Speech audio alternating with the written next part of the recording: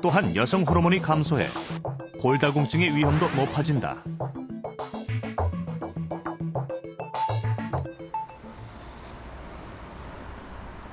최근 국내의 한 대학에서는 가임기 여성의 영양 결핍이 태아에 미치는 영향에 대한 연구가 있었다.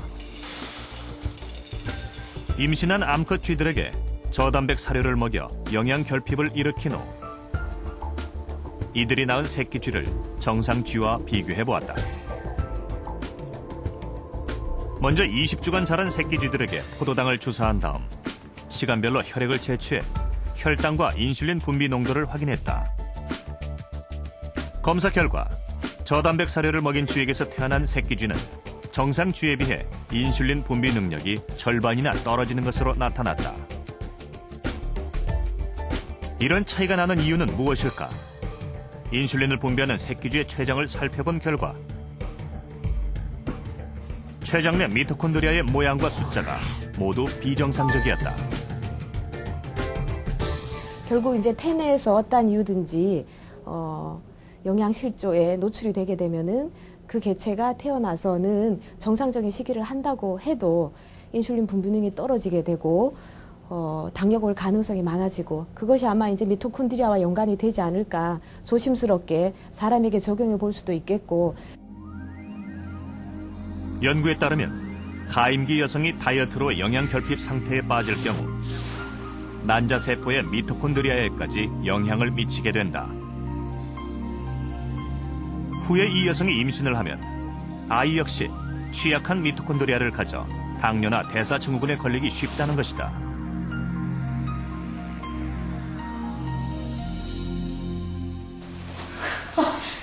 안 돼. 그대로, 그렇지. 해마다 새해가 되면 살과의 전쟁을 시작한다는 송태진 씨. 늘어나는 체중이 걱정돼 운동을 시작했지만 체중 감량이 쉽지 않다.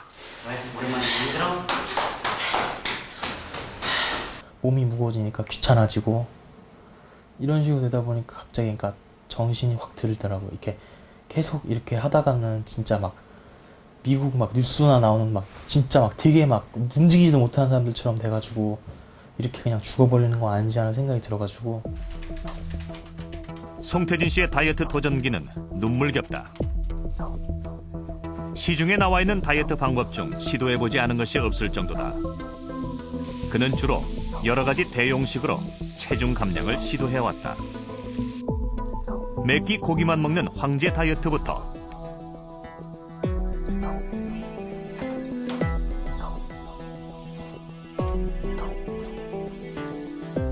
밥 대신 다이어트 보조식품만 먹는 다이어트까지.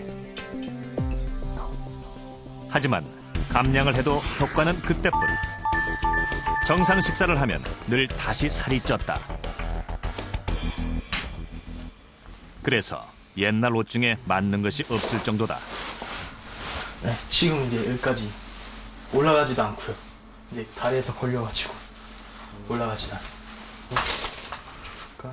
문제는 다이어트에 실패하고 요요가 올 때마다 체중이 항상 처음보다 더 늘어난다는 사실이다.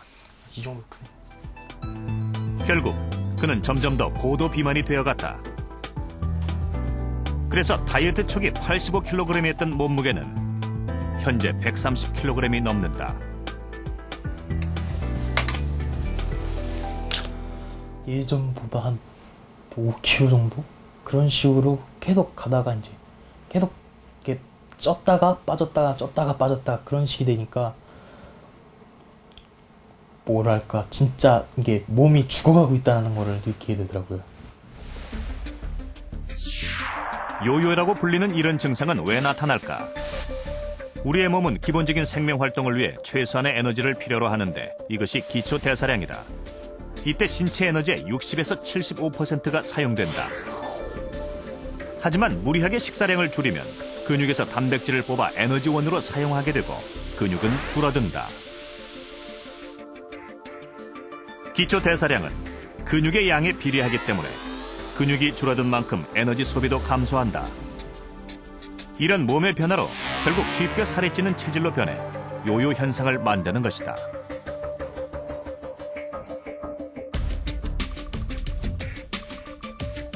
체중 변화가 건강에 미치는 영향에 대한 대규모 역학 연구에 따르면 요요가 계속 반복될 경우 심혈관 질환으로 사망할 확률과 총 사망률이 더 높아지는 것으로 나타났다. 이미 80년대, 90년대의 대규모 연구들을 통해서 정상 범위나 혹은 정상에서 약간의 과체중이 오히려 체중의 심한 기복보다는 그 사람의 생명이나 건강에 미치는 영향이 적다고 이미 확인이 되었습니다. 따라서 정상 범위에 있는데도 불구하고 심한 다이어트, 반복되는 다이어트로 인해서 체중의 기복을 지속적으로 겪는 것보다는 자신에게 맞는 적절한 체형을 안정적으로 유지하는 것이 오히려 건강에 바람직하다고 보입니다. 우리의 몸은 사실 칼로리를 계산하면서 음식을 먹지 않아도 늘 일정한 체중과 체지방을 유지하려는 성질을 가지고 있습니다. 이것을 세트 포인트, 즉 체중 조절점이라고 부르는데요. 하지만 불규칙한 생활 습관으로 체내 에너지 균형이 깨지게 되면 이 안정적이던 체중 조절점이 흔들리면서 체중이 증가하게 됩니다. 이것이 바로 비만입니다. 그런데 이렇게 한번 올라간 조절점은 쉽게 내려가지 않습니다. 한번 우리 몸에 기억된 체중 조절점은 그것을 유지하려고 하기 때문입니다.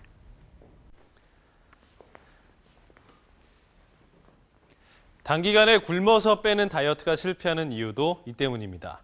굶는 동안 일시적으로 체중은 줄어들지만 체중 조절점은 바뀌지 않기 때문에 다시 정상 식사를 하면 체중은 원래 체중 조절점으로 다시 돌아가게 됩니다.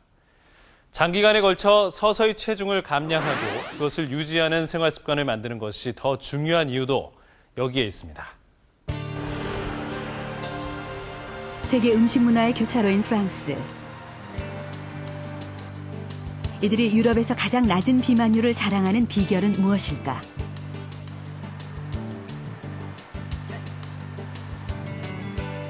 파리 시내에 자리 잡은 한 건강 음식점. 점심시간이 되자 식사를 하기 위해 모여든 직장인들로 가게 안은 발 디딜 틈이 없다. 신선한 과일과 야채를 다양하게 구비한 이 가게는 바쁜 직장인들에게 큰 인기를 끌고 있다.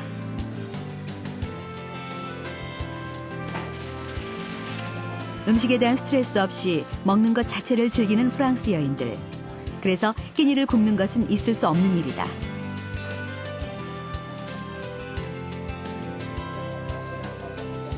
올해 28살인 마리옹 역시 친구와 함께 자주 이곳을 찾는다.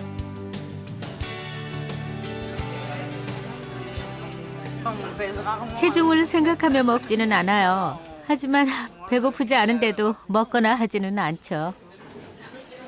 오후 내내 간식을 먹지 않으려면 지금 충분히 먹어둬야죠. 마리옹의 출퇴근 교통수단은 늘 자전거다. 자가용보다는 자전거를 이용하고 웬만한 거리는 걸어 다니는 습관은 그녀의 자연스러운 일상이다.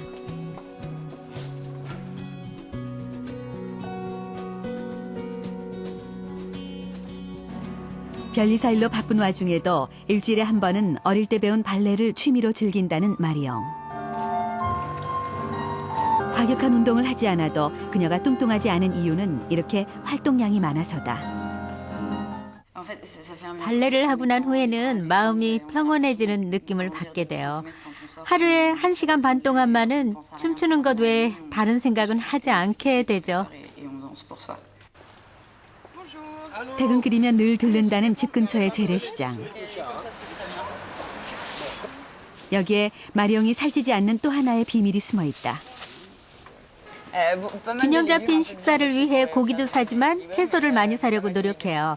이렇게 구입한 채소로 수프를 만들기도 하고 샐러드 파이를 만들기도 합니다. 프랑스 여성들이 체중계에 매여 살지 않아도 되는 이유는 바로 건강한 생활 습관에 있는 것이다. 2004년 생로병사의 비밀에 출연했던 문현우 씨. 5년간의 외국 생활로 패스트푸드를 즐겨 먹었던 그는 체중이 30kg이나 늘어